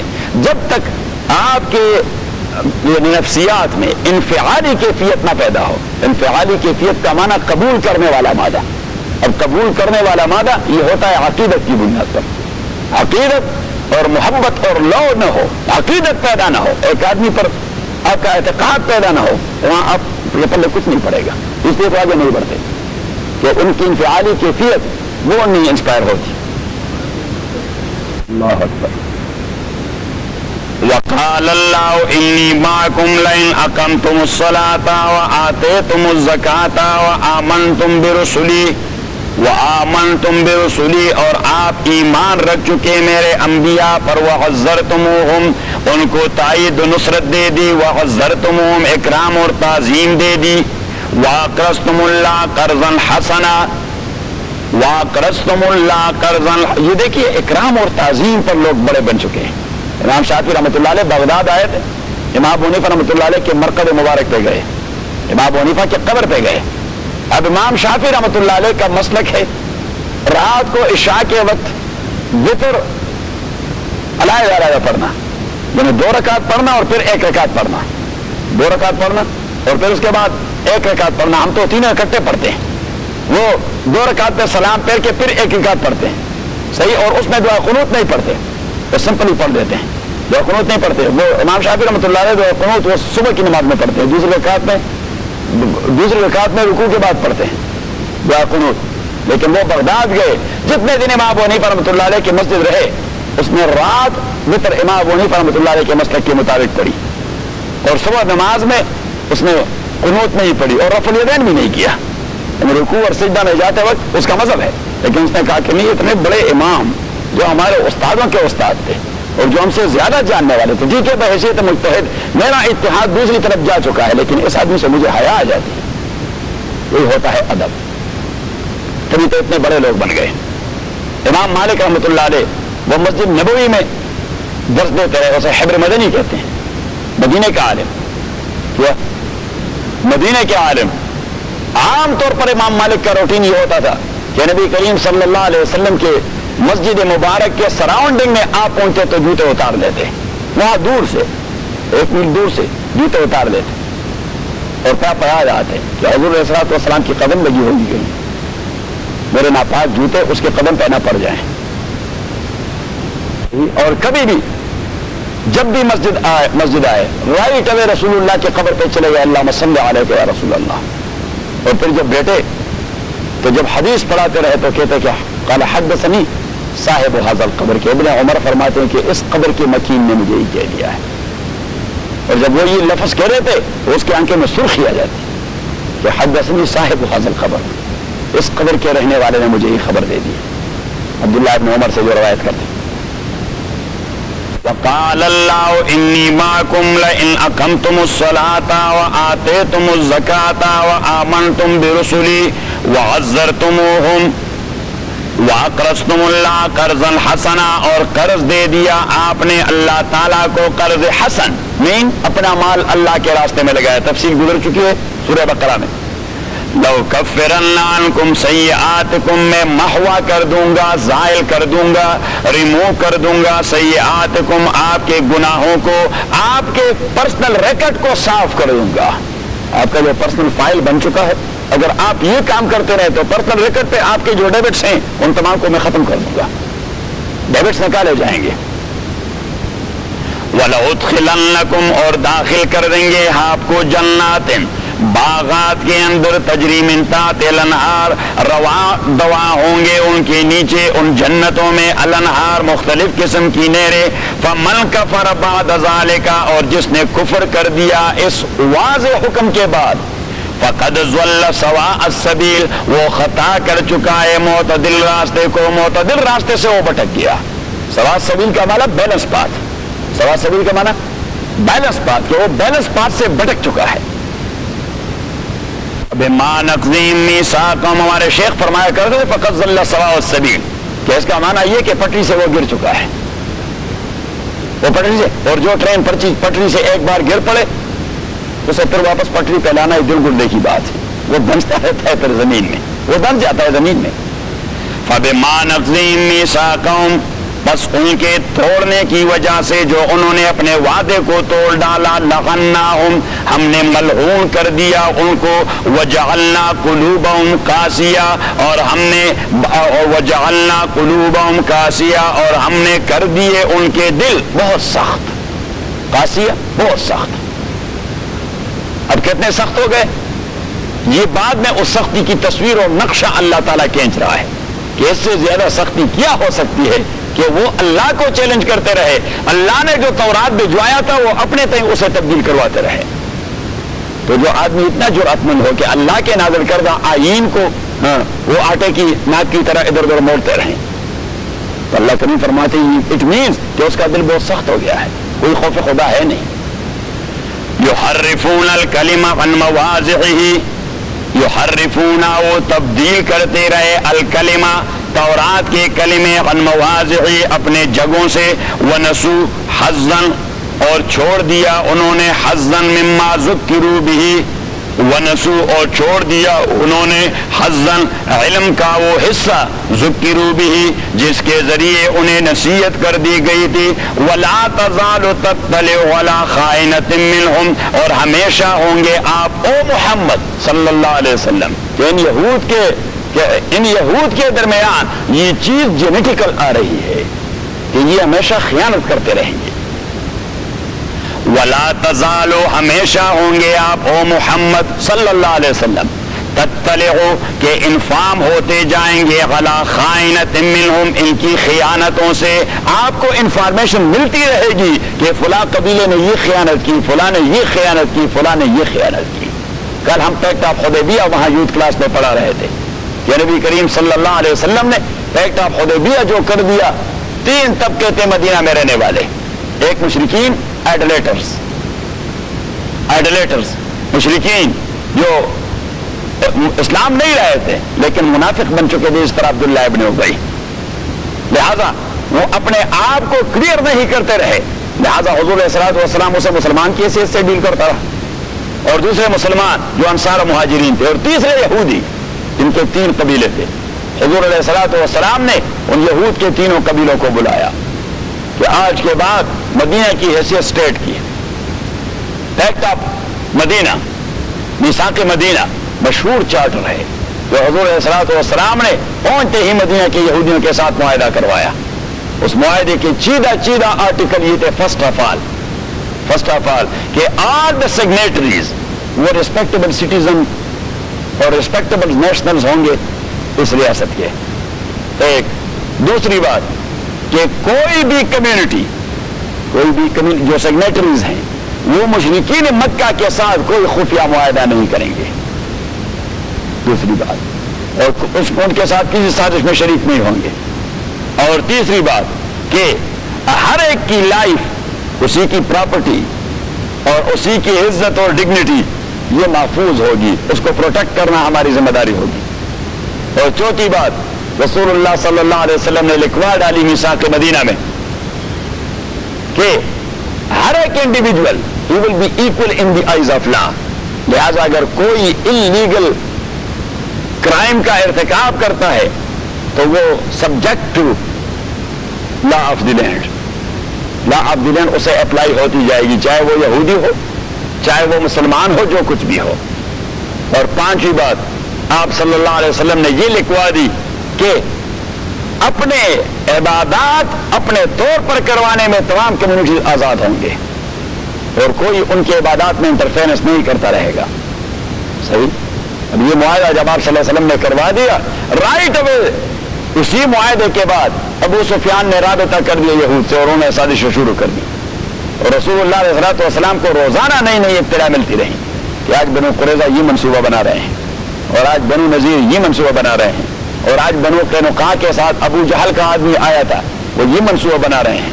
تو اللہ کریم اسی کی اطلاع دے رہے ہیں کہ وَلَا تَزَالُ تَطَّلِعُ عَلَىٰ خَائِنَةٍ مِّنْهُمْ, اور ہمیشہ ہوں گے آپ تطلع کہ اطلاع پاتے رہیں گے عَلَىٰ خَائِنَةٍ مِّنْهُمْ انہی کے خیانتوں پر, إِلَّا قَلِيلًا مِّنْهُمْ مگر تھوڑے بہت ان میں سے جو ایمان لا چکے ہیں, جس طرح کعب الاحبار, حضرت عبداللہ ابن سلام اور حضرت سلمان فارسی. فَاعْفُ عَنْهُمْ آپ ان سے, فَاعْفُ عَنْهُمْ تو آپ یہود کو عفو کرتے رہے, مینز کہ ابھی اپنے لیے مزید محاذ نہ کو لیے. فَاعْفُ عَنْهُمْ تسامح سے کام, اگنورنس سے کام لیتی جائیے, اگنور کرتے رہیں, بس آپ مطلع رہیں کہ وہ سازش کرتے رہیں گے, لیکن دوسری محاذ اپنے لیے اپنے اسٹیٹ کے اندر نہ کو لیے, ابھی تو آپ نے ان کے ساتھ لڑنا ہے. فاعف عنہم آپ درگزر کرتے رہیں، وصفح اور لا تعلق رہتے رہیں، وصفح لا، اگر اس موضوع پر کوئی آپ سے بات کرے تو آپ اس ایجنڈے کو چھیڑے ہی نہیں۔ دیکھیے کتنی پولیٹیکل حکمہ کہ جب تک ریاست سٹیبل نہ ہو تبھی تک آپ اپنے لیے دوسرا معاذ نہ کھولیں۔ ان اللہ یحب المحسنین، تحقیق اللہ تعالیٰ پسند کرتا ہے احسان کرنے والوں کو۔ ومن الذین قالوا انا نصارا، اور ان لوگوں میں سے جو کہہ دیتے ہیں انا نصارا کہ ہم نصارا ہیں، قالوا انا نصارا کہ ہم نصارا ہیں، اخذنا میثاقہم، یہ نصارا کو مسیحیین کہا جاتا ہے۔ کیا کہا جاتا ہے؟ حضرت عیسیٰ علیہ السلام، یہ مسیحیین ان کا نام نہ قرآن نے رکھا نہ حدیث نے رکھا۔ اصل میں جو لوگ حضرت عیسیٰ علیہ السلام کے ساتھ ہو گئے، یہود نے ان پر طنز کرتے ہوئے انہیں مسیحیین کہہ دیا۔ اس طرح غیر مسلم جب مسلمانوں پہ طنز کرتے ہیں تو محمدن کہہ دیتے ہیں، مسلم پر نہیں کہتے، پھر کیا کہہ دیتے ہیں؟ محمدن، اور یہ جوک کرتے ہیں۔ جب محمدن کہتے ہیں تو یہ جوک کرتے ہیں، پھر مسخرے اڑاتے ہیں۔ تو یہود حضرت عیسیٰ کے تابعین کا مسخرہ اڑانے کے لیے انہیں مسیحیین کہا کرتے تھے، صحیح؟ تو ان لوگوں نے اپنا نام اس کے بدلے انصار رکھ دیا، یعنی ہم تو عیسیٰ کے سپورٹر ہیں۔ ومن الذین، اور ان لوگوں میں سے قالوا جو کہتے انا نصارا کہ ہم نصارا ہیں، اخذنا میثاقہم ہم نے لے لیا تھا ان سے وعدہ ان سے، فنسوا حظا مما ذکروا بہ، انہوں نے چھوڑ دیا حظا مما ذکروا بہ، حظا علم کا حصہ جس کے ذریعے ان کو تذکیر اور نصیحت کر دی گئی تھی۔ فاغرینا بینہم العداوۃ والبغضاء، فاغرینا ہم نے ڈال دیا بینہم نصارا کے مختلف سیکس کے درمیان، العداوۃ دشمنی، والبغضاء اور ہیٹڈ، الی یوم القیامہ قیامت کے دن تک۔ ان کے باپٹسٹ کبھی کیتھولک کو اچھے نہیں سمجھیں گے، اور ان کا بس چلے تو وہاں ان پہ حملہ کر دیا، لندن میں حملہ کر دیا انہوں نے۔ اللہ کریم نے فرمایا اس لیے کہ انہوں نے انجیل کو بالائے بام رکھا ہے، تو یہ میری سزا ہے جو ان کو مل رہی ہے۔ اب جو مسلمانوں کو یہ سزا مل رہی ہے، کیوں مل رہی ہے؟ ہاں، اس وجہ سے قرآن کو بالائے بام رکھا ہے۔ فاغرینا بینہم العداوۃ، ڈال دیا ہے ہم نے بینہم ان کے درمیان، العداوۃ دشمنی، والبغضاء ہیٹڈ اور نفرت، الی یوم القیامت قیامت کے دن تک، وسوف ینبئہم اللہ اور جلدی اللہ تعالی خبر دے گا ان کو، بما کانوا یصنعون، یہ صناعت جو ہے، صناعت اسے کہتے ہیں فن۔ کیا کہتے ہیں؟ فن مین اسکل۔ کیا اللہ کریم فرماتے کہ یہ دین کے حوالے سے جو فن کر رہے ہیں میں انہیں ان کے فن کی اطلاع دے دوں گا۔ کہ آپ فنکار بنے ہوئے ہیں، میں فنکاری کی اطلاع دے دوں گا کہ آپ مذہبی فنکار بنے ہوئے ہیں۔ وَسَوْفَ يُنَبِّئُهُمُ اللَّهُ اور خبر دے گا اللہ تعالیٰ ان کو، بِمَا كَانُوا يَصْنَعُونَ ان کی مذہبی اور دینی فنکاری کا۔ یہ مذہبی ایکٹرز ہیں، یہ مذہب جسٹ لائک ایکٹرز آف یا آل الکتاب قد جاءکم، لیکن وہ فلمی ہے اور یہ مذہبی ہیں۔ یا آل الکتاب، آپ یوں کہہ سکتے ہیں بِمَا كَانُوا يَصْنَعُونَ کہ مذہب کو فن بنانا یا فنکاری بنانا، اسے کہتے ہیں مذہبی بہروپیہ۔ ہاں، یا آل الکتاب، او آل کتاب، قد جاءکم رسولنا آیا ہے آپ کے پاس ہمارا پیغمبر۔ اب دیکھیے یہود کو اللہ نے کنڈیم کر دیا کہ وہ تو اپنے دین کا حلیہ بگاڑ چکے ہیں، نصارہ کو کنڈیم کر دیا کہ انہوں نے اپنے دین کا حلیہ بگاڑا ہوا ہے۔ تو دونوں تو اہل کتاب، لہذا اہل کتاب کا ٹائٹل استعمال کر کے انہیں دعوت دے رہے ہیں کہ آپ کا دین تو دین نہیں رہا، اس کا تو آپ حلیہ بگاڑ چکے ہیں۔ محمد کے آنے کے بعد آپ کے دین کے باقی رہنے کا کوئی تصور نہیں رہا، تو ابھی دعوت۔ یا آل الکتاب، او کتاب والو، قد جاءکم تحقیق آ گیا ہے آپ لوگوں کے پاس رسولنا ہمارے پیغمبر، یبین لکم کثیرا مما کنتم تخفون، یبین لکم جو کلیئر کر دیتا ہے، ظاہر کر دیتا ہے، لکم آپ کے لیے کثیرا مما بہت سارے وہ احکام، کنتم تخفون من الکتاب جسے آپ چھپاتے رہتے ہیں، سنس ویری لانگ۔ کنتم تخفون اسے کہتے ہیں ماضی استمراری۔ کیا کہتے ہیں؟ ماضی استمراری، کنتم تخفون جسے آپ چھپاتے رہے ہیں سنس ویری لانگ، من الکتاب اپنے کتاب میں سے، آپ کی کتاب کے اندر اس محمد کا اسپیشل چیپٹر ہے. Since very long you are hiding the truth, you are hiding the facts and realities. وَيَعْفُو عَنْ كَثِيرٍ وَيَعْفُو عَنْ كَثِيرٍ اور یہی پیغمبر درگزر کرتا ہے بہت سارے ان احکام سے جو آپ کے دین میں انتہائی مشکل تھے، اس نے آسان بنا دیا آپ کے لیے. قد جاءکم آ گیا ہے آپ کے پاس من اللہ اللہ کی جانب سے نور کامل روشنی و کتاب مبین اور قرآن بیان کرنے والا. یادی بہ اللہ گائیڈ کرتا ہے اس قرآن کے ذریعے اللہ تعالیٰ کس کو؟ من اس کو اتبع رضوانہ جسے طلب ہوتی ہے اللہ تعالیٰ کی رضامندی کی. جسے طلب تو ہو، اگر کسی کو طلب نہ ہو تو قرآن اس کا کیا حلیہ بگاڑے؟ نہیں. یادی باللہ ہدایت کر دیتا ہے اس قرآن کے ذریعے اللہ تعالیٰ من اس شخص کو اتبع رضوانہ جو ڈھونڈتا رہتا ہے اللہ کی رضامندی. اور کہاں اللہ گائیڈ کرتا ہے؟ سبل السلام امن کے راستے اسے بتا دیتا ہے، سلامتی کے راستے اسے بتا دیتا ہے. ہم جو خطرے میں ہیں کیوں؟ اس لیے قرآن کو اوائڈ کر رہے ہیں. اگر مسلمانوں نے آج قرآن کو سینے سے لگایا، پیسفل لائف، سمپل لائف، سادہ سی لائف. یادی باللہ ہدایت کرتا ہے اللہ تعالیٰ بھی اس قرآن کے ذریعے من اس شخص کو اتبع رضوانہ جو تابعداری کرتا ہے یعنی ڈھونڈتا رہتا ہے اللہ کی رضامندی کو. اور کس طرف گائیڈ کرتا ہے؟ سبل السلام، سبل جمع ہے سبیل کی، سبیل کا معنی ہے راستہ. سبل السلام سلامتی اور امن پسندی کے راستے. ویخرجہم اور نکالتے ہیں ان کو من الظلمات اندھیروں سے الی النور روشنی کی جانب باذنی اپنے قضاء اور فیصلے کے ذریعے. ویہدیہم الی صراط مستقیم اور گائیڈ کر دیتا ہے اللہ تعالیٰ ان کو الی صراط مستقیم سیدھے راستے کی جانب. لقد کفر الذین قالوا ان اللہ، اب یہ اللہ تعالیٰ سٹیمپ لگا رہا ہے، سیل لگا رہا ہے، سیل لگا کہ بس فیض ایک ہی ہے جو محمد والا فیض ہے صلی اللہ علیہ وسلم. باقی فیض سارے کے سارے گمراہی بن چکے ہیں، ان پر فیض کچھ نہیں. کہ باقی فیض ساری کی ساری گمراہی اور کفر بن چکی ہے.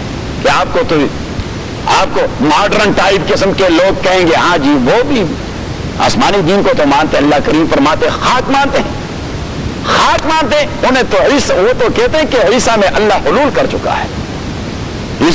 عیسیٰ کی باڈی میں یعنی اللہ عیسیٰ کی شکل میں دنیا میں نازل ہو چکا ہے. There is no any other God but only this Jesus Christ. لقد کفر الذین تحقیق کافر بن چکے ہیں وہ لوگ قالو جو کہہ چکے ان اللہ کے تحقیق اللہ هو المسیح ابن مریم، یہی عیسیٰ ابن مریم ہی اللہ ہے، کسی دوسرے اللہ کا کوئی تصور نہیں. یہی مسیح ابن مریم یہی اللہ ہے، کسی دوسرے اللہ کا کوئی تصور نہیں. لقد کفر الذین قالوا ان اللہ هو المسیح ابن مریم، یہ ایک فرقہ ہے جو شیعوں سے بٹک گیا، ان کو کہتے ہیں جارودیہ. انہیں کہتے ہیں جارودیہ، جارود ان کا امام تھا. تو جارود اس کا عقیدہ وہ خبیث بنیادی طور پر عیسائی تھا. تو اس خبیث نے عقیدہ وہ جارودیہ اپنے فرقے میں پینیٹریٹ کر دیا کہ اللہ علی کی شکل میں دنیا میں موجود ہے. اور پھر اس کے جو اولاد ہیں امام حاضر جسے کہتے ہیں، کیا کہتے ہیں؟ امام حاضر. تو کہتے ہیں کہ امام حاضر اور امام زمان میں اللہ تعالیٰ موجود رہتا ہے. لقد کفر الذین قالوا ان اللہ تحقیق اللہ تعالیٰ هو المسیح ابن مریم، یہی عیسیٰ ابن مریم ہے. قل، اب یہ جواب دے رہا ہے اللہ تعالیٰ کہ اگر عیسیٰ ابن مریم ہی اللہ ہے، کوئی دوسری اللہ نہیں، کوئی دوسرا اللہ نہیں، تو اٹ مینز کہ وہ اللہ سب کچھ کرنے پر قادر ہوگا اور اسے کوئی تکلیف پہنچنے کا تصور نہیں ہوگا. تو اللہ کریم نے فرمایا کہ اگر یہ اللہ ہے تو جب اللہ اسے ہلاک کرنا چاہے تو کون اسے بچائے گا؟ نہ وہ خود اپنے آپ کو بچا سکتا ہے تو اٹ مینس کہ ہی از ناٹ اللہ. نہ کوئی دوسرا شخص ہے جو اسے بچا سکے تو اٹ مینس کہ there is nobody else who is to be considered or to be thought that he is Allah. یہ ان کا جواب ہے. قل آپ کی دیجئے فمن یملک من اللہ شیئا، کون اختیار رکھے گا اللہ تعالیٰ کے دفع کرنے میں سے تھوڑی سی بھی، ان ارادہ اگر اللہ ارادہ کرے ان یہلک المسیح ابن مریم کہ ہلاک کر دے عیسیٰ ابن مریم کو، و امہ اور اس کی والدہ کو بھی جسے آپ نے اللہ کی بیوی قرار دیا ہے، ومن فی الارض جمیعا اور ان ساری مخلوق کو جو زمین میں، اگر ساری دنیا کو اللہ ہلاک کرنا چاہے، کوئی ہے اس دنیا کو پروٹیکٹ کرنے والا، مریم کو پروٹیکٹ کرنے والا، عیسیٰ کو ہلاک سے پروٹیکٹ کرنے والا؟ کوئی بھی نہیں، کوئی بھی نہیں، کیونکہ آپ اگر آپ کہتے ہیں کہ ہاں پروٹیکٹ کرنے والا ہے، why he has been crucified as you believe، کہ پھر تو آپ خود کنٹرڈکشن کے شکار ہوں گے۔ ایک جانب اسے اللہ بنا دیا ہے، دوسری جانب اسے کروسیفائڈ کر دیا۔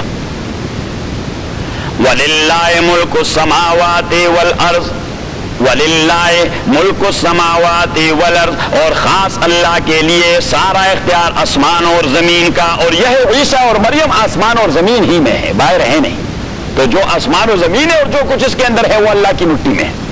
وَلِلَّهِ اور خاص اللہ کے اختیار میں ملک السماوات، بادشاہی آسمانوں اور زمین کی، وَمَا بَيْنَهُمَا، تو کہیں گے کہ ہاں جی ہاں جی، یہ حضرت علی اور حضرت عیسیٰ وہ تو کلاؤڈز میں رہتے ہیں، وہ تو بادلوں میں رہتے ہیں، تو اللہ کریم نے وہ تصور بھی ختم کر دیا کہ وَمَا بَيْنَهُمَا، جو آسمان و زمین کے درمیان سپیس ہے وہ بھی اللہ کے اختیار میں ہے، کوئی کلاؤڈ میں نہیں۔